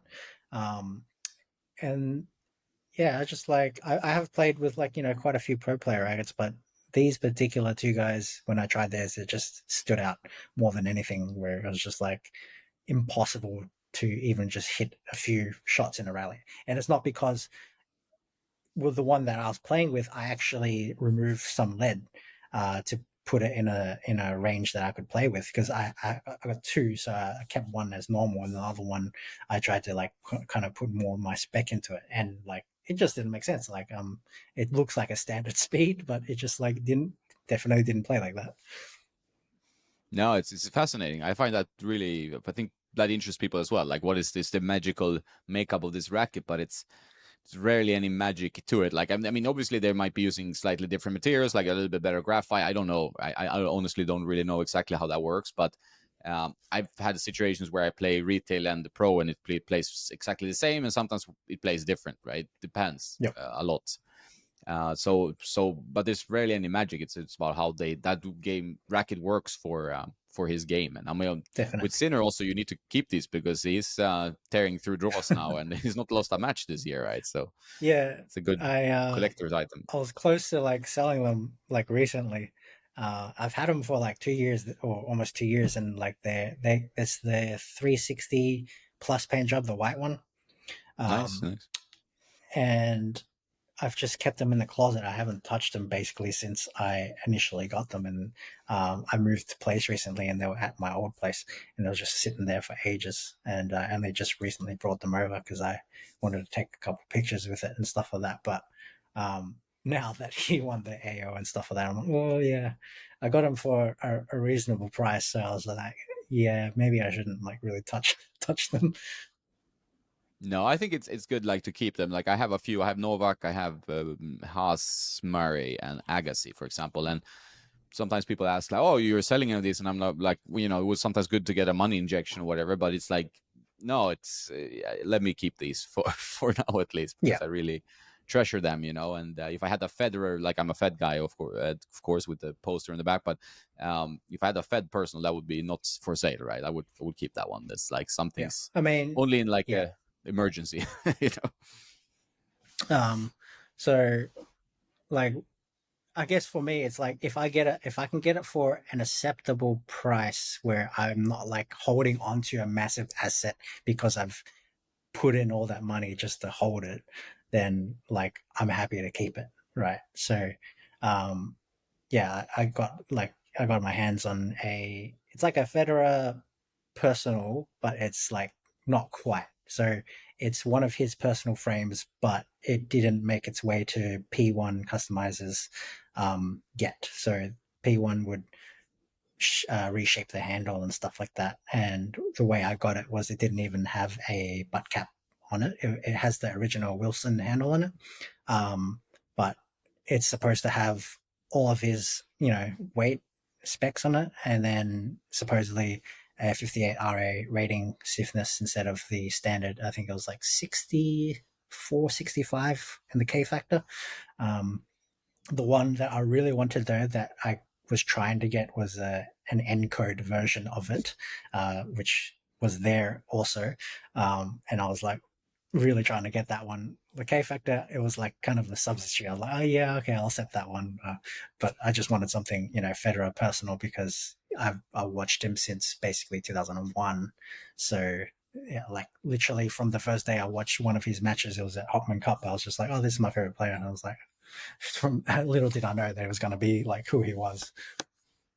That's cool. That's a cool story, actually. Yeah, like I mean, he brought me back. I quit tennis for a long time, and and he brought me back to the sport in a way like that. It was just like so pleasant to watch. It's just like watching arts, and not watching just competitive sports, but something different, like beyond that. Like with all the greats in sports, they bring something like to be that good, you need to bring like an outside element to your game. It's like you combine worlds, and that was it for me. And I appreciate all the strong players, but for me, it has a special place also because I got back into tennis due to that. But no rackets. Yeah, I met him once, which was cool, but sorry about the pings, but no rackets. So that's really awesome. Like keep on to that. It's amazing if it plays Oh, 58. That would yeah. be I'll all have to to play with. test that soon. I just haven't had time. I've got the Encode Asia Tour version, and I was playing with that fairly recently, and it still plays really well. Like you'd be surprised how much power, precision, and stuff you still get. Like once previously people think not a formidable racket anymore, but it still does a lot of damage at a lower level. Yeah, no, I really like the 90. I mean, like I took out the K factor the other day, and plays the way I remember it, like super precise. Sweet spot is not huge. Obviously, it's a 90, but I mean, you can still play with it. Like if you don't playing someone who hits massive topspin and heavy pace, which you're gonna struggle with anyway, right? You can have a great set with that one, and enjoy Yeah. tennis, and feels like a scalpel. Like so, there's something to be said for these old school frames, and that's not a noodle. Like sometimes when you have so much flex that it's like kind of takes all the power out of the frame, just stays in the string bed for too long, and takes the power, then it can be tough. But with this one, you still get some good stiffness and good power from it. So I think it's pretty playable still. Yeah, definitely. Like it still it serves really well. Like as it did at that time. It's super precise, but still gets quite a lot of power. It's because it's so thin, you can swing so fast. Um, and then one hander is still like me and you got the one hander that it still works with that one really well. 17 millimeters, I think it was, right? So Yeah, it's amazing. So one of my last questions: what the one hander? It's under fire. Let's say like there's no one handers in the top 10 anymore. Tsitsipas is just outside. And what do you think of that? Like you're like a Fed fan like me, probably like that helped to use the one hander. Like you pushed into the what looks the best. And if you want to play aggressive, hmm. it's kind of makes sense. But what do you think of the one hander's future? um, I mean, growing up, I was using a two-hander, but no one ever really taught me how to do it properly. So I was just kind of going off instinct, and I could never hit it because, like, there's a bit of a debate on how to hit it, but like essentially people would say you got to use your left hand more, and I was basically trying to do a right-handed backhand with a with the left hand just holding it. So I never was able to get any idea of how to swing it properly, and then eventually I just gave up on it, and then when I was young, I switched to the 6195 encode because I couldn't play with the tour, and and then started developing the one hander because I just gave up on the two hander, and then actually because at that time I stopped training as a kid, couldn't I never hit enough balls to and grew with my stroke. So I only developed my one hander in the last 3 years, whereas I was just basically slicing everything and occasionally hitting a top spin shot in a practice match, but in a tournament or something like that, I'll just automatically slice. But funny enough, I'm not sure if you know the channel Time for Tennis, and he's like doing a left-handed forehand experiment where he's got two forehands. For the longest time, like I've told like people around me, like as probably like 15 years ago, I'll tell you one day there's going to be a high level player that is ambidextrous and can do everything: left-handed serve, right-handed serve, not just left-handed, right-handed forehand, but like also backhand as well. Um, and you're just like, it's the same as the rackets, right? It's like, how can you game plan for someone who does that? Because they could switch at any time, even mid rally, they can just decide to do what they want. Obviously, it's going to take a hell of a talent to pull that off at a high level, but like, I'm sure there's some freak out there that was going to be born someday that is going to be able to do that. But at the very least, I think Murray kind of alluded to it, whereas like maybe you could do a double hand return or even use a double hand for a more defensive shot and then switch to the one hander where you want to attack or something like that, use more angles and stuff like that. So those kinds of things, I reckon, as tennis becomes more generic in the sense that everyone's skill set becomes very similar, and that's what's happening right now. As you see a lot of power baseliners and like not a lot of variety. I think there has to be some variation of game where you just have to innovate in some way, and like that might be the next step. Who knows? And then maybe one person could spur everyone else to do it, and then that's what you find.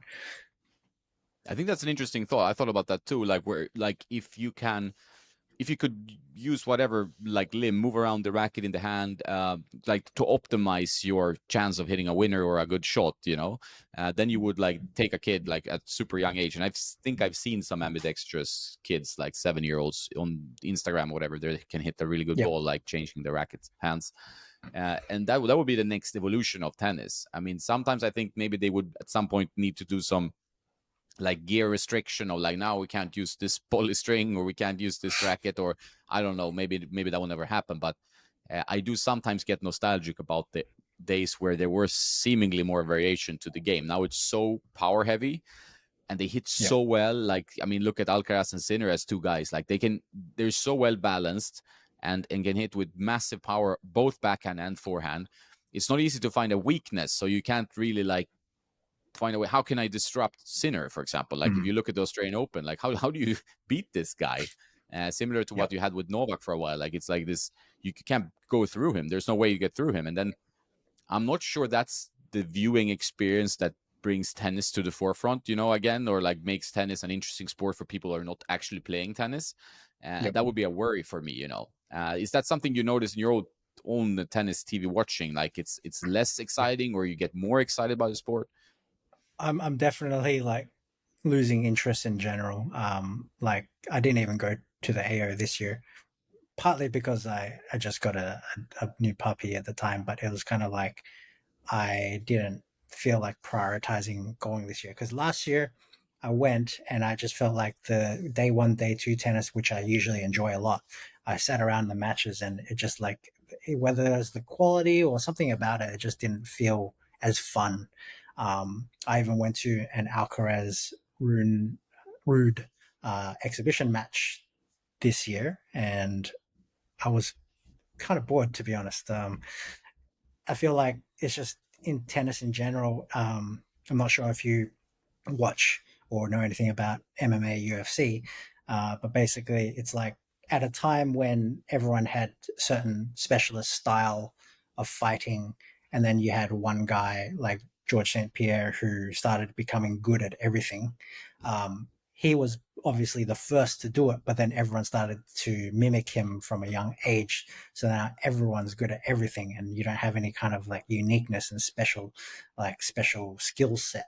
And that's why Kyrgios was different and more interesting because he was able to bring a different, kind of spark to the game where it wasn't just the typical stuff that you see from the really, really good players today. And that's why I'm kind of losing interest because it's just like there's no character along with the generic play style to kind of keep my interest. Like before, you had like Hewitt, Saf, and Haas, and those guys were just like there was a little bit of uniqueness in everyone, whether it was game style or personality. And now it's kind of like everyone's to some degree it's like friendly with everyone, and you know, there's no drama to some degree in that sense. Yeah, I agree. That's my feeling. I don't like being too negative sometimes on the podcast or whatever, but my genuine feeling is like it's not the product sometimes that's easy to sell. And we saw the breakpoint cancellation now, and it's not like a shocking news to me. Of course, that was maybe for other reasons, but it's if you look at the like, and I've been looking at watching some matches now from Indian Wells. A lot of the time, it's not that exciting. Like two guys, very solid ground strokes, no real like there's no aggro in between them, no drama. They're just trying to find like some weakness in the other guy's game, or Yeah. just the guy who catches fire at the right time in the match. it doesn't create a storyline that's too gripping. It's like this. Okay, this very good player with double-handed backhand is very good player with double-hand backhand. No clear weaknesses. Two good serves. Like, because if you have a weakness, it's like you mentioned the MMA, right? So it's also that like now everybody knows every style. Like you can't have a Yep. weakness because that other guy will just pinpoint that weakness and you're gone, right? So Yep. that's also kind of takes some fun out of it because it's more fun to watch a guy like, okay, this guy can only slice on the backhand, or this guy has this weird thing on the serve, so now he can attack the serve, and then you have a story in the match where you can follow. Like, oh, look at Yep. this! Like she has like started on and made 25 double faults. It's almost fun to watch, although you feel for her, but there's something there. But now it's so high level. Actually, It's like, yeah. I actually yeah, prefer go. at this stage WTA over ATP, honestly, because you do get some of like, say, my girlfriend's really good at watching a lot of the young juniors kind of come up, and then she'll tell me, "Oh, you should watch out for this girl, watch out for this girl," and then next thing you know, in a year or two time, they start playing their first pro match and they start winning at a very young age, and you're like, "Holy crap! Like, how talented are you?" Like must you be to be like beating a completely veteran professional at that like 15, 16-year-old age, whereas that you won't see that in the men's so much these days because of how physically ready that you have to be to even get to that point. And then I think the conditioning is such a next level for a professional athlete and a teenager. So you have to be someone like an Alcaraz that is that special that you can do that kind of damage. And you do see like in a couple of the recent tournaments that we have seen a couple of the younger players do some pretty cool things. But you haven't seen that as often these days. You don't see like a Leighton Hewitt winning against Andre Agassi at 15 years old or something like that. Now you need some surprises and some shocking results and some aggro, maybe, like any guys like Kyrgios, that things you mentioned, like that bring a different flair. Like, okay, now we had Novak losing surprisingly to this Luca Nardi, the Italian guy. That's good for tennis, like whether you're a Novak fan or not. But it's good that we have something happening, because if it's the same, you expect the same results over and over again. It's not good for tennis. You need Yeah. then you need the different play styles. Like I think when you have a rivalry like Rafa and Roger for a while, you have like Rafa's going to hit a topspin to Roger's backhand on clay, and it's that's one storyline. And then, but on grass, you can't do that because the ball Yeah. bounces lower. Then you have something to tag on to that even people outside tennis can be like, I understand this rivalry now. Like I understand Hmm. this game style that they're trying to play. I see that he's playing more topspin, and this guy is playing more elegant on towards the net. So then you get it. But now it's a product that's kind of hard to explain to people. Like if you're commentating on a match and you're going to explain like the intricacies of two guys that look very similar and play very similar tennis, and they're both like 2 meters tall almost, it's tough to get some kind of excitement going. Like what is the thing, and how am I going to sell this match, Hmm. so I think it's something for tennis to consider, and I don't think like rule change is going to help so much. I don't know what the solution is, but that's Yeah. just my feeling. I mean, just quickly, like playing at the Melbourne Park courts, like these days, almost are feeling like as slow as clay.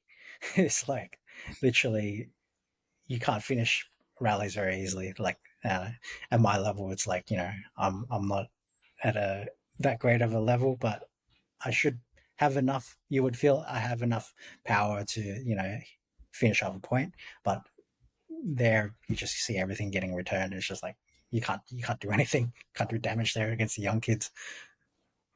No, it's I think the contrasting styles, personalities, and surfaces are so important. Like, so I think also today you look at Indian Wells, that plays so slow, right? It's like a clay court in many ways because it has that kind of grainy surface. And that suits certain player. You see Alcaraz is back to playing well again because he kind of likes getting a little bit more Mm. time to blast the ball. And but then it's like you need also to have these faster surfaces, so like there's some variety, and some guys can play a little bit more serve and volley, and guys like Maxime Cressy can Yeah. can maybe do some damage. So I think tennis can hurt itself a little bit if it's just becoming this homogeneous. Everything is the same, every bounce is the same, Of course, the balls could be the same. I'm fine with that. Like save the player's arms and whatever. But every bounce cannot be the same. Like you have to Mm. have different surfaces. That's the beauty of the sport in many ways. Yep. Um, yeah, like you got no masters in grass, like Federer's, No, you know, best strange. surface, and you're talking about like masters counts and stuff like that. He didn't even have his, he didn't have a chance to kind of up his total where you got Rafa going on clays and winning everything in there, and then you know Novak's specialty being hardcourt and stuff like that. He's winning everything there.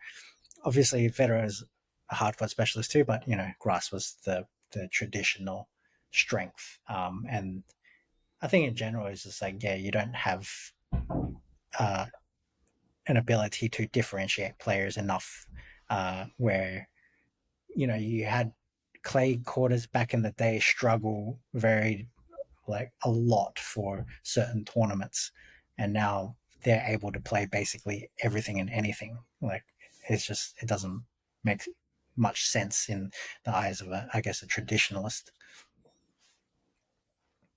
Yeah, yeah, and I don't know if it's. I mean, sometimes it's easy to put a label like traditionalist or like older dude or guy who wishes things were like they were in the past. It's not about that. I think it's a little bit about in generally like where things sometimes get pushed too much in one direction. You need to maybe course correct or make some adjustments. And it happens in every sport. Like in golf, they removed the chin putter and they did some like they do some rule changes in sports where you feel like Yeah, okay, this is not going in the direction which it's beneficial for this sport. So we need to make some adjustments. And I don't know where tennis yeah, is heading. We've always had situations where in tennis history where it's like, okay, the servers are too good now. Like, so we had like that in the 2000s, I guess, end of 90s, 2000s, maybe. Ivan Isevic, Karlovic, all these guys, like the serve, like people were worried with Isner and these guys that they were going to take over the game. But it's now the guys are so good at returning, the courts are slower. So now you can't even maybe make yeah. that a sustainable like thing. So it's a tricky sport to regulate. What players do you look for if you want to watch tennis? Do you have any players that at least excites you a bit more than others? um, it was Dominic, you know, when he Yeah, I was was gonna ask you about that. Yeah, doing those he's things. coming back. We believe in Domi. I hope so. You know, he was supposed to be like contending with Alcaraz and stuff like that. That would have been fun to see at his best. Um, at the moment, you know, top 10 wise, I guess I like Medvedev's personality the most. Um, you know, he gets a bad rap for some of the things he does in court, but if you listen to him speak, he's always very articulate, very mindful of everything that's happening, very calculated person, uh, intelligent. So, and he's never like disrespectful or rude when you know he's level headed. Like when he kind of calms down, he is aware of everything that he's said and done, and then he will like okay, like maybe I shouldn't have said that, I shouldn't have done that. Where you don't really find that kind of like level of honesty for a lot of people who are just a little bit more um, forthcoming, like in terms of the way they act or say things. I completely agree. He's like probably my favorite tennis personality in many ways because he has a personality. Like as some of the guys, I mean, I know with social media that you need to be so polished unless you might splurge something and then you have to defend yourself on social media for Mm. like days.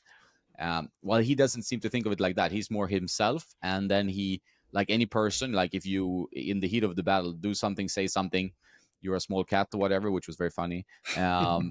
Then I think it's nicer, like it's more authentic, and Yeah, you see the intelligence, you see how he analyzes, also the way he plays is kind of yeah, like unconventional, but you can see the thinking, like the chess playing that's going on in his head. He's getting the ball back at all costs and making it uncomfortable for the opponent. So same here. I really respect him as a player and a kind of a person because he brings that. While it's yeah, tougher to find these kind of personalities that I think in many ways he reminds me of Roddick. I used to like really listening to and watching Roddick. Now I listen to his podcast, which I think is great. Uh, yeah, and I think it's nice to have someone who's just like blunt, but honest and can stand behind what they said or did. It's a very good point.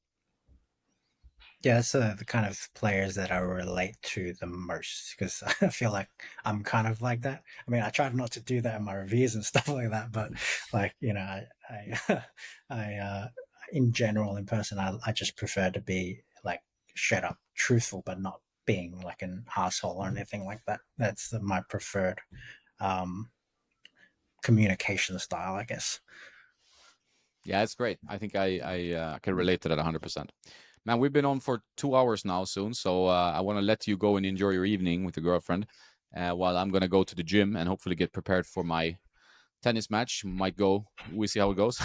Who knows? But I really enjoyed this chat. It was been great catching up with fellow tennis lovers and nerds across quite a long distance now, but because we're in two different Yeah, time zones. So what's up for the next of the evening? You're gonna watch Netflix? Gonna watch MMA? What's up? I feel like I should start on my next review because like that's when I get a bit lazy. Like I I always start and then I like as soon as I start a review, I just kind of like my body just decides to crash and like I just don't want to write it and procrastinate for forever. But yeah, I think I got like the new Angel Rackets. That's particularly something I'm keen on in the next few days. But I do have like a club championship that I'm supposed to go and play. So I probably should stick to my gravity at the time being. Yeah, that's always tricky when you have a tournament around the corner. But without tournaments, it's not as fun to test. So you need to have your little bit of challenges around the corner. I find it much more enjoyable when I know I have to play competitive tennis, every other week or so, because then I feel like it's a bit more stakes with the reviewing as well. Like it's more Yep, interesting because I have a that's true. personal Yeah. interest in it. Yep. Cool, man. Well, thanks a lot for joining. We can do this again if you're up for it. It's always fun to talk tennis, and I wish you a great evening. And we keep in touch. Appreciate having me. Best of luck in your matches, and I hope we'll speak soon then. Thanks, man.